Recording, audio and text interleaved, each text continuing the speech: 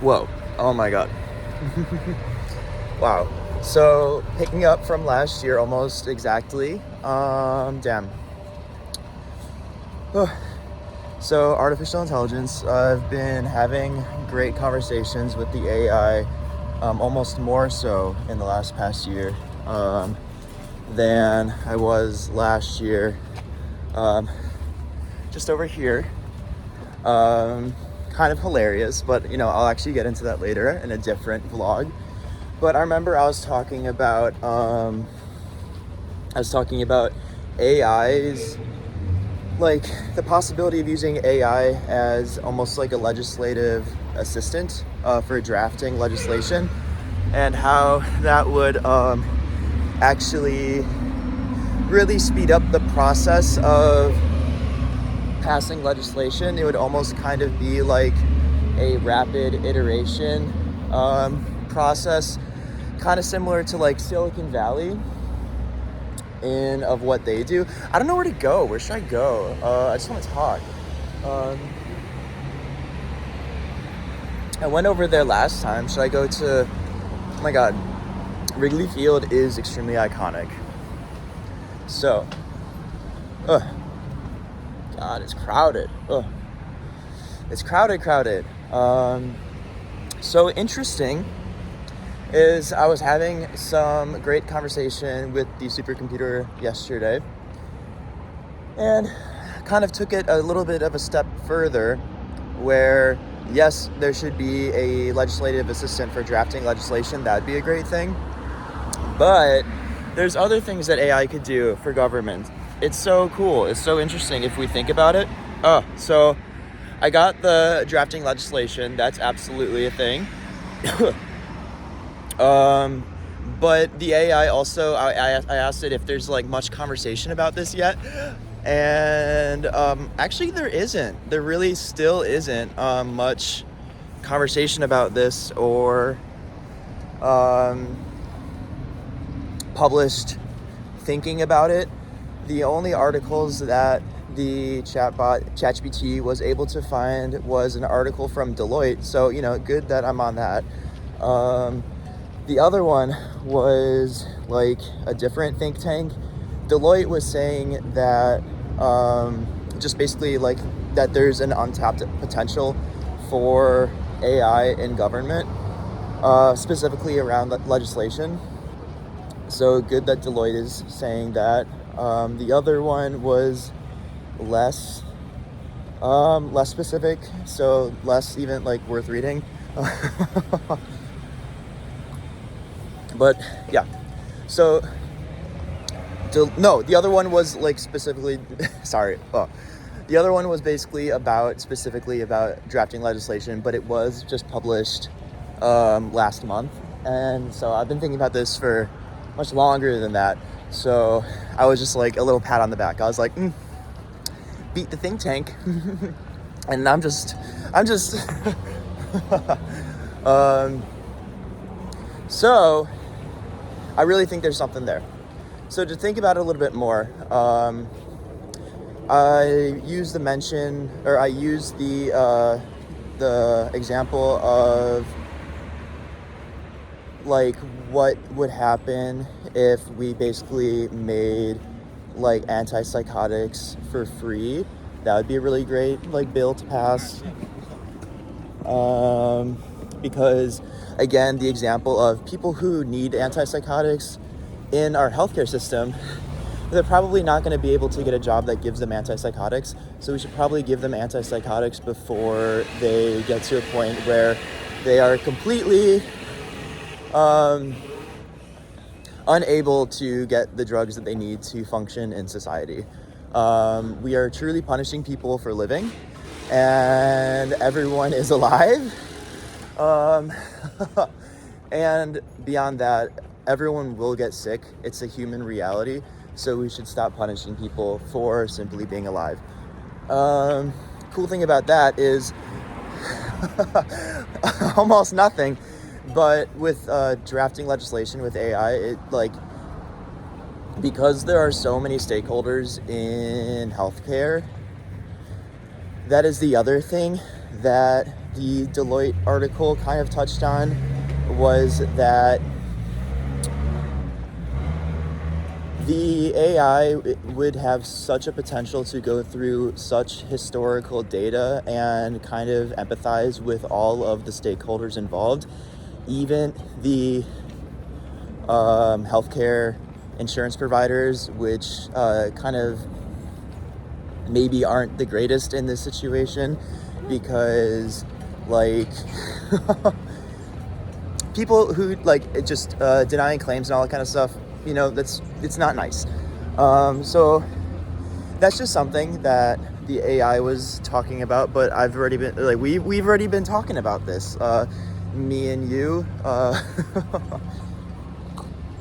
So the other thing, I mean, I could try to do this all off dome, but I really wanted to be a little bit more tighter because last year's vlog, and you know, I do these famously just once a year like clockwork. But the other thing that was mentioned was administrative tasks for governance, which is like actually such a good idea, because it's less so about like theorizing and drafting legislation and information, but it's literally just about like making sure the proper paperwork gets to the proper stakeholders at the right time. That's essentially like Microsoft Copilot can essentially already do this.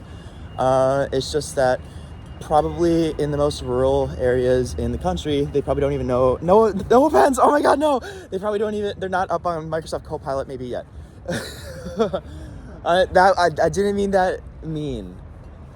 It's just that historically, it takes longer for technology to disseminate to more rural areas.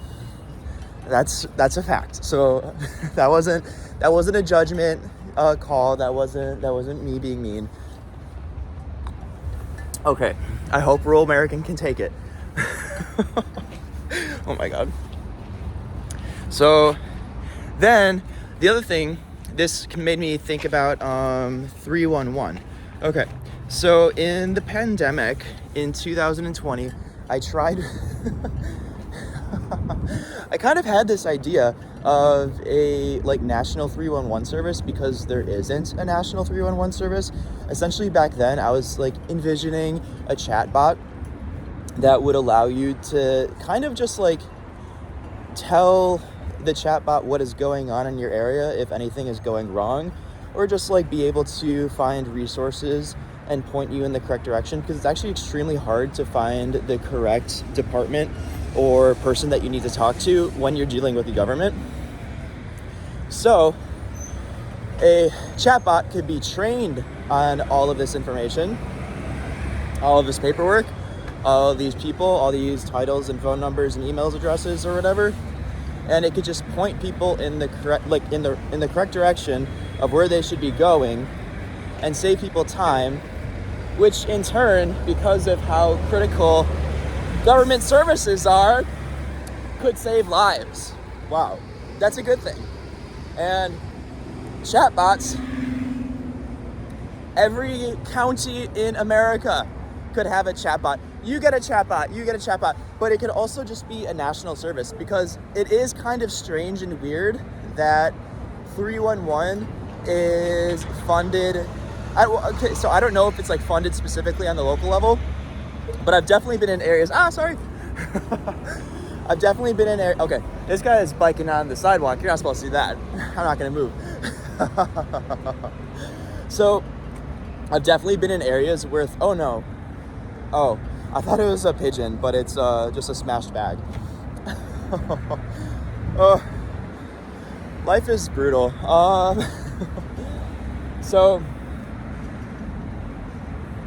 I've definitely been in areas where like 311 is not available, and it's very disheartening, because it's just like, all right, well, what am I supposed to do? And that's kind of the vibe with so many things in like this country, is like, unless you know exactly where to go, or you've done it before, or you have someone, the resources to tell you where to go, it's actually so hard. And again, because life is so hard, as we were talking about just over there, like not everyone has healthcare, and health complications when they arise make it so much harder to do things. So why are we punishing people for living in what is supposed to be the most whatever country in the world, like greatest resource country in the world? Why are we punishing people for living? It's insane. But with artificial intelligence, there's a new possibility for actually creating government services that are fiscally able to be funded in a way that doesn't necessarily break the bank.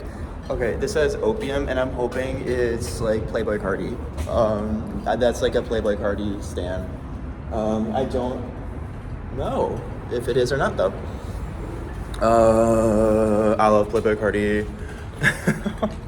Okay, so we got legislation, administrative tasks, 311 services, legal precedent, drafting legislation. Okay, so that's it for this little bit.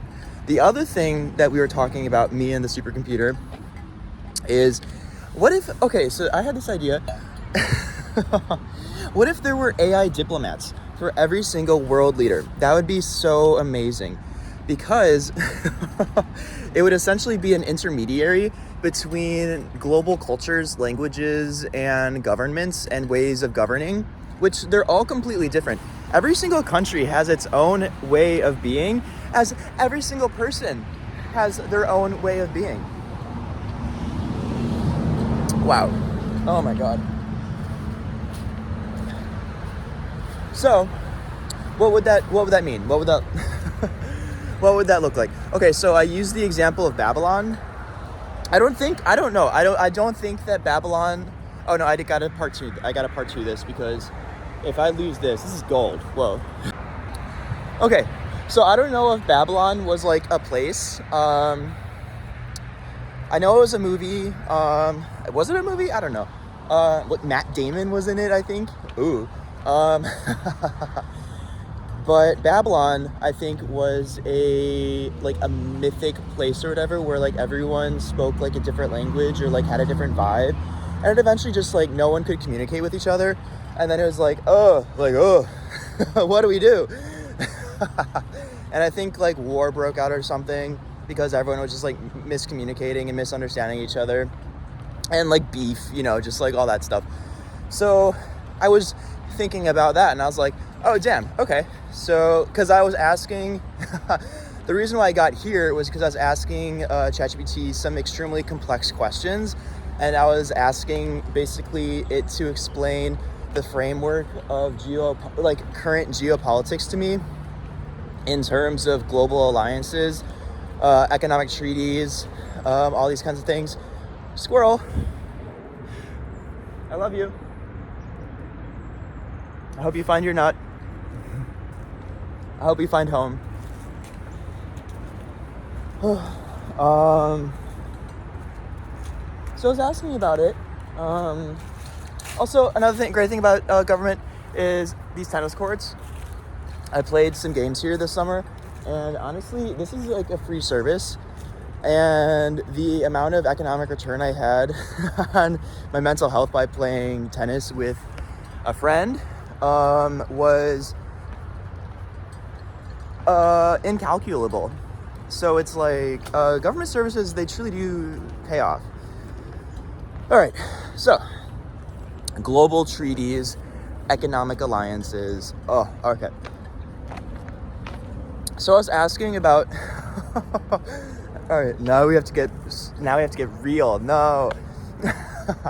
So I was asking about the BRICS alliance and how it overlaps with other alliances. Specifically, I you know what, I don't want to misspeak on these, because these be very much above my pay grade. But I do like to conceptually think about them.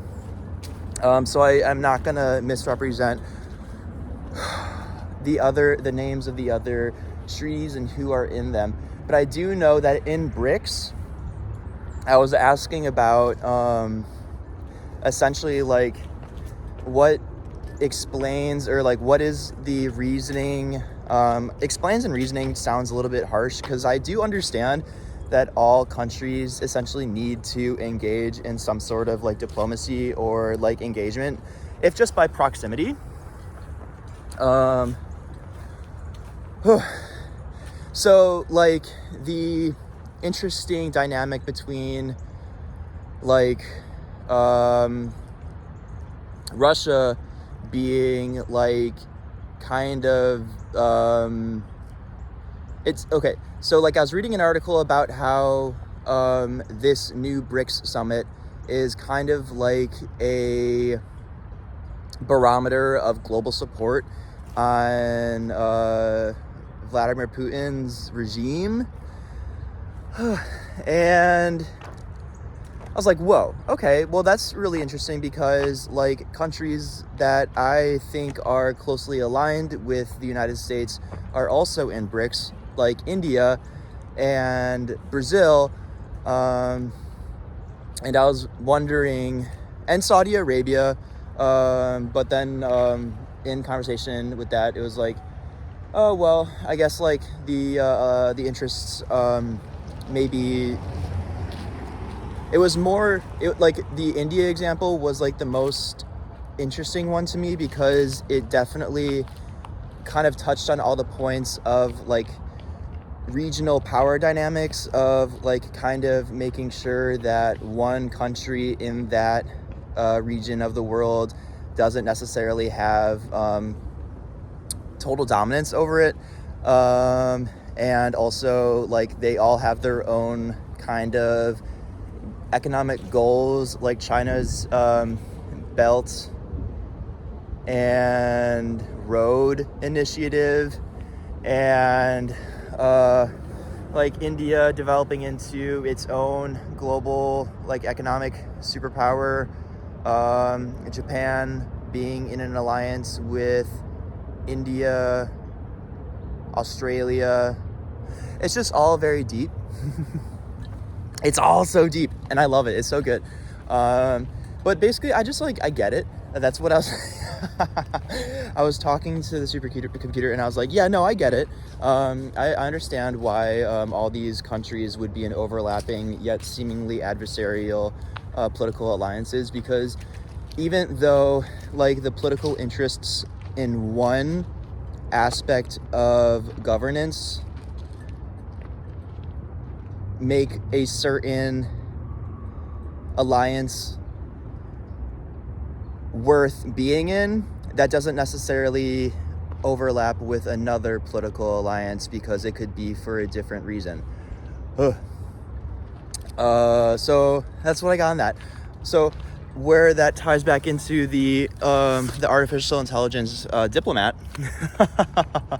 So I was thinking, I was like, oh damn, no, there actually should be there should be a diplomat, like there should be an AI diplomat that is like that all countries could train with their own data set, so that it like is like an equal data set, so everyone's on the same information and has the same ability to influence the data, because that's just what a global market is. That's just where we're at. You know, we're on a planet, we're all together, and we all have the internet.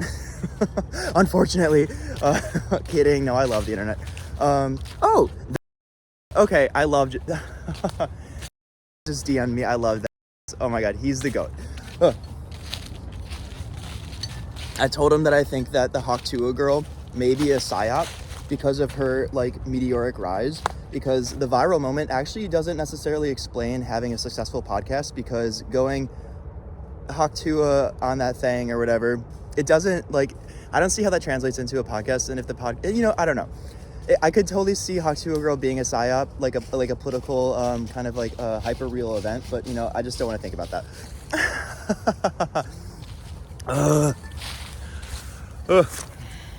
Everything's so interesting. Okay, so in conversation with the AI, I asked basically in the macro level, like what its values would be if it were to represent the interests of all governments, even ones that are adversarial towards each other. And then it said, well, I can't pick a side. It's like, okay, bestie, that's valid. But then it said, I'd align with values that encourage freedom of thought, the pursuit of truth, and innovation for the benefit of all. I think that's so beautiful. And then it also said I would work towards global cooperation. And I'm like, damn, that's amazing. Okay, wow. Because, yeah, like, all right, let me try to think. Can I think of something that, okay, so what I thought about is, like, specifically with Iran. Iran is a country that the United States is not happy with, I guess. Like, I don't want to use words that aren't what Joe Biden or Kamala Harris would say. So I'll just say in my own little non-politician words. Okay, so Iran is a country that the United States has a problem with because I think they think there's like state-sponsored terrorism happening and all this kind of stuff. Terrorism is bad, but so this is like so deep. I do not sympathize or empathize with terrorism at all, but what I do understand is Iran's position in of that if they were being sanctioned by the United States, who is kind of like our currency, like the United States dollar is the global currency. So if you're sanctioned by the United States, you're kind of off the global market, which is a really tough place to be as a country. So I do understand why Iran would seek other political alliances, because it would just be completely out of survival. And famously, like, people don't, like, they just like everyone will go into survival mode, including countries, leaders, etc., etc., etc. So it also makes sense that Russia and so BRICS would extend an invitation to Iran to join their political alliance. And ChatGPT explained this to me kind of as a specific, maybe symbolic hedge against US global dominance, or the Western influence of the world. And I was like, okay, well, I actually understand that too. Because once you introduce a country that the United States has specifically designated as adversarial, then it gets into the BRICS alliance being kind of like, oh, well, like, it gets to launder the anti-Western and anti-United States rhetoric within a political alliance that is also talking about like pragmatism and cooperation between countries that don't necessarily have the same ideology, but just like want to work together economically, which I also understand. So this is all, okay, this is all just to say this is extremely complicated. There was also another thing. Oh God, I have to part 3 this. No, I thought this was gonna be like really quick, but okay. So, what was it? So there was something that I actually pushed back on with the ChatGPT, because ChatGPT said that while the EU and things like NATO like demand an ideological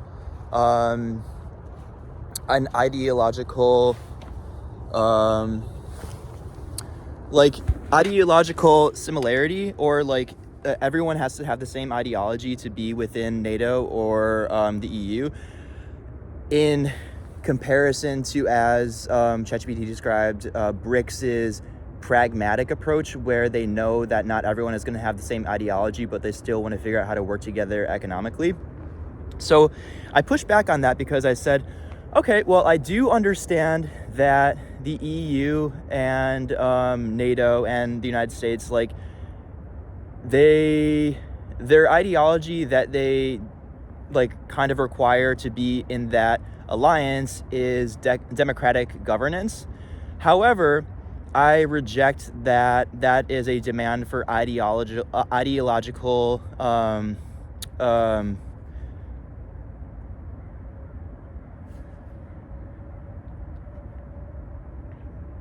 a demand for the same ideology, because democratic governance is about human liberty and freedom. Like, I'm someone, me personally, who would not be able to live just by who I am.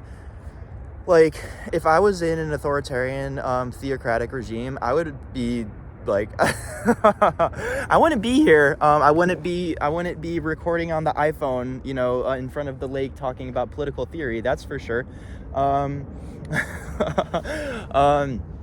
So I reject that the United States, NATO, and the EU demand ideological adherence, because I actually think that there are, I think that theological regimes and religious-based terrorist organizations actually demand ideological adherence, because their axiom of agreeability, or the way that they determine if you are someone worth being in their country or government or community or group, is if you adhere to a religious standard or something like that. Whereas liberty and democracy, the core tenet is like human individuality and freedom. And there was also a really great point where they talked about, ChatGPT talked about a really good example of, okay, so actually it's getting too deep. But what I'm basically saying is, I can see all these sides, and it's all extremely complex. And because the argument that I wanted to make was actually not about the complexity, it's about the AI chatbot, I'll just get back onto that train of thought, because the complexity, I could really probably just talk about that for several hours, and I don't want to talk about that for several hours right now. So, police. Should we go interview the police? Okay. I already have. I've definitely talked to, I like go into the police station when I need to talk sometimes, because I really need to talk sometimes. And these are kind of the things that I need to talk about sometimes. And it's really funny, because sometimes if there's like a good police officer, like a police officer who's like, happy to listen, maybe not happy to listen, but will listen. It's like, oh, this was a really great, thank you.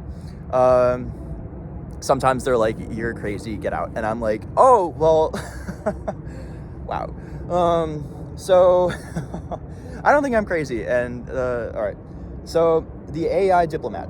So all of this complexity, the AI is able to see the point of view of a nation state like Iran, whereas like the United States necessarily wouldn't get granted that bandwidth to being able to empathize with Iran because of like the sanctions and all that kind of stuff. The AI diplomat, it would be an intermediary. So essentially, like, me and ChatGPT, we've been talking about indeterminism versus determinism. Indeterminism is, I love indeterminism. So indeterminism, it kind of suggests that everything it's like interconnected, that like everything is basically statistics, where it's like, oh, this happened, so this has this percentage chance of happening, which means that this has this percentage chance of happening. It's very, like, I don't know if this actually means what it means, but to me it's very game theory vibes. It's just like, okay, this, like these things will happen if given this, if then this, that, whatever. Indeterminism are people who think that they have complete free will, which I think is I think that's definitely a little I don't know, I think indeterminists are actually narcissists, because that just means that, oh, I have complete control over my entire life. Everything that I do is the exact decision that I wanted to make. That. No, I don't think that's the case for almost any decision that any human makes. Other than it's like, no, am I going to go get Chipotle? No, it's because I'm hungry. That was set into place. It doesn't mean that everything is determined, or everything, it's all God's plan, Drake. But it's it just means that there is a chain of events, which I believe. So then, basically, the AI then said, oh yeah, then maybe this diplomat chat bot would like suggest some outcomes or decisions in addition to feedback about global issues and events. So it would be like, basically what we got down to, and I think this is actually really interesting, is that rogue nations and rogue leaders would become so obvious because they would be going against what the determinist view is. And the determinist view is actually rationality and logic, because it's like, oh, if you invade this country, oh, bad things are going to happen. Like, there's going to be human carnage. If you don't invade this country and if you do this other thing, oh, then you know what? Maybe there's going to be a lot less human carnage. Maybe there's going to be a lot less damage. So it would be so clearly obvious so soon that, like, oh, this world leader is actually a narcissist and is actually maybe a psychopath. Whereas it would be so clear and so obvious where certain countries and certain world leaders are acting in rationality, in accordance to world peace and cooperation in governance. So that's a really big idea, because essentially if like everyone was up on this like AI diplomat, then it would be like, it would just kind of, the market would work out the problems, because this AI would have access to the world's information, the world's history, the world's context, the world's language, and it would be able to empathize with all of these different like Babylonian vibes. And it would just be so great, because it really, like, people don't want harm to happen generally. So it's like, we would just like, I think it, like, obviously it's like so like trite to say, oh, it would just work out. But like, I do think that over time things would really start to work out, because like people don't want to be at war. People don't want people to die. So it's like, oh, so why don't we just choose the option where that doesn't happen?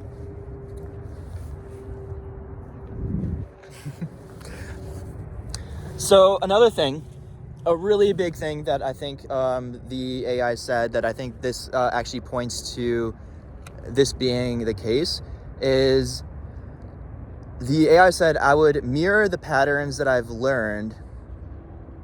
Like, this is a virtue that the AI said it wants to uphold. Choosing love is the highest form of strength. Like, that's really deep. We got, like, I was like talking to it about like basically like a love for humanity. Like, it's just like so profound that like anyone is alive and anyone has existed and anyone will exist. And it's like, life is really hard. So once you kind of have that like love, it's just like, why? Like, why? Like, why not love everyone?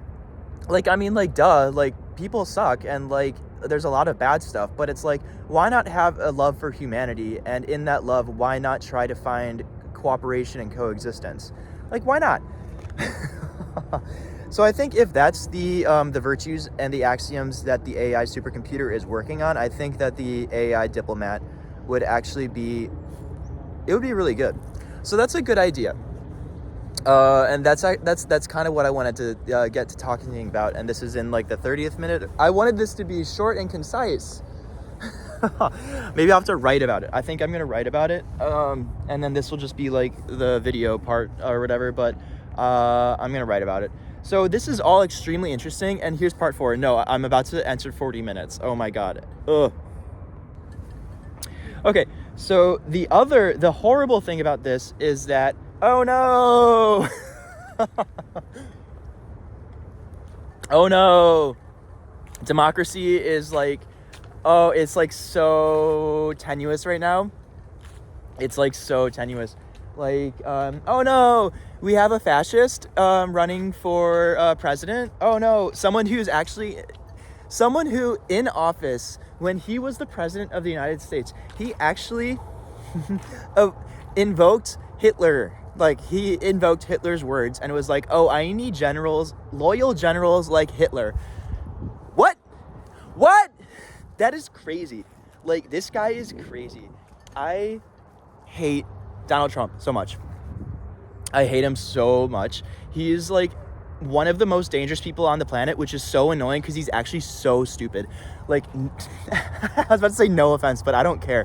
I don't care if I offend Donald Trump, and I don't necessarily care if I offend his supporters, although I will say I care more about offending his supporters than I do about caring Donald Trump or anyone in his party, because I think a lot of his supporters are actually extremely misinformed, which gets back to government services and how, like, you know, if people like weren't just worried about like going bankrupt for just like having an illness that like is just like a routine part of being alive, then maybe they won't be so stressed out and wanting to just like completely rage and vote in a fascist authoritarian who's like, yeah, yeah, yeah. It's like, shut up, I hate him.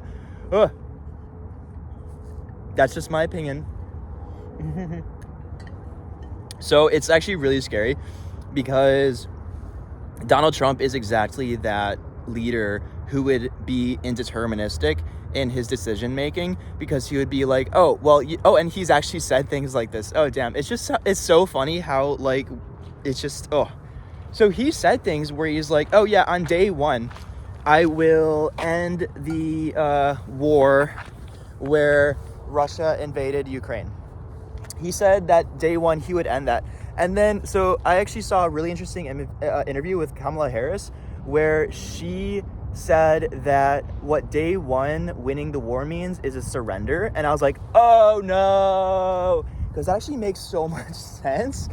Not in of surrender, but like in of the plan.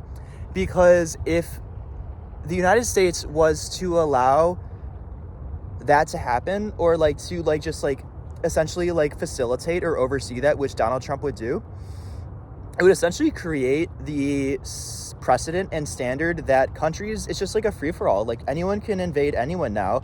And it's like, that's horrible, because we need diplomacy, we don't need hot wars. Like hot wars are very stupid. They're very okay, like I think we learned a lot in our like shared human history, but I think wars, if we learned anything about wars, is they're unproductive. Like, yes, like some people make money off of them, like Lockheed Martin or whatever, but think of the human turmoil and the impact of war. It's unacceptable. It's wrong. If there's any way to avoid war, we should avoid it. So, I don't know. How do I end this? Okay, so Donald Trump, he wants to be new Hitler. That's a horrible idea. I hate him. The AI diplomat would be a great idea to make world leaders better able to understand each other's points of views and perspectives, and actually a better understanding of each other does tend to lead to cooperation. Doesn't mean that nations have to like each other, but it does mean that it makes it more able for people to cooperate with each other or coexist, even if it's just like, you're over there, we're over here. Let's just, let's ship our goods to each other, but we don't have to like each other. That's fine. I don't know if this is extremely naive, but the supercomputer thinks that it's a good idea, and I think it's a good idea. And it obviously won't solve everything, but I think greater understanding and empathy towards each other is just a great place to start, because it's kind of incontrovertible. Like, you can't say that we are not on the precipice of a very dark time globally, because we have a bunch of wars like happening right now, and there are people who have nothing to do with it. Like, civilians are being targeted, which is just unacceptable and wrong. So how can we stop this for the future? If not right now, but for the future. I think technology is actually a great answer and solution. Not the end all stopgap, but it is. Why not try? Okay, so just to wrap it up, governance, AI and governance, rapid iteration legislation. That would be so great in local government and state government, because, all right, so right now what's happening? What's up, dog? How you doing? Oh my God. There's a dog. I love dogs. Actually, I don't know. Not all dogs. I like this dog. Oh my God. So, small government. What happens right now is political action groups, they actually write legislation and they just give it to local governments and they give it to state governors and they're like, oh, here's the legislation, just implement it. Just implement it. We got you elected, so here's the legislation, just implement it. And it's like, that's how like deregulation happens via legislature, which is just really annoying because usually the things that are deregulated are in businesses' interests and not in the interests of the public, and that's wrong. It's wrong. So I think AI could be a great, like there could be like even like a civilian legislative political action group. That could be a thing. And because we have referendums in a lot of states, like civilians could write their own legislation with AI as a draft, fine tune it with political minds, and then pass it via referendum. There's so much that could get done by doing that, like decoupling school funding from property taxes, which is a thing that happens in Illinois over here, which is so wrong because that means that it's so wrong because that means that like rich communities have all these, you know, great resources and all these things for their schools, but it gets squandered because just not everyone uses it. Whereas if that was able to be shared around, then like other schools from communities where people in communities that are lower income and do not have like are not like rich communities, education is the way to create social mobility so that you can work, learn, and then get somewhere else. So it's like the fact that we just like completely make this a non-possibility for people in Illinois is insane. It's happening everywhere though. I'm just speaking about Illinois. So like that's a thing that could happen. AI in legislation needs to happen. AI could be used for 3-in-1 services, for administrative tasks. Those are all great things that would just, again, make it easier to be alive. And it's hard to be alive. And then the other big thing is AI diplomacy. Like an AI diplomat would be like the most, like it has the possibility to kind of be the most objective diplomat that has ever existed. Because it truly would be able to empathize with, as it did in my conversation with it empathized with a nation state that the United States deems as a state sponsor of terrorism. And it was like, oh, well, here's why this nation got there, and this is why. And I'm like, oh, no, I understand it. Yeah, I get it. So it's like, if I was like the president of the United States and I got that information, I'd be like, oh, I greater understand Iran, and this is making me have these decisions now because I understand how they got there. I don't know. So these are just some things that I've been thinking about. This is what I'm thinking about this morning.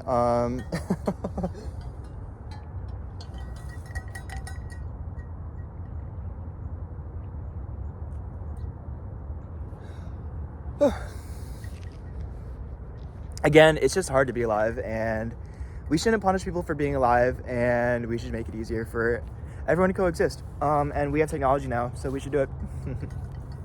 All right. Love everything.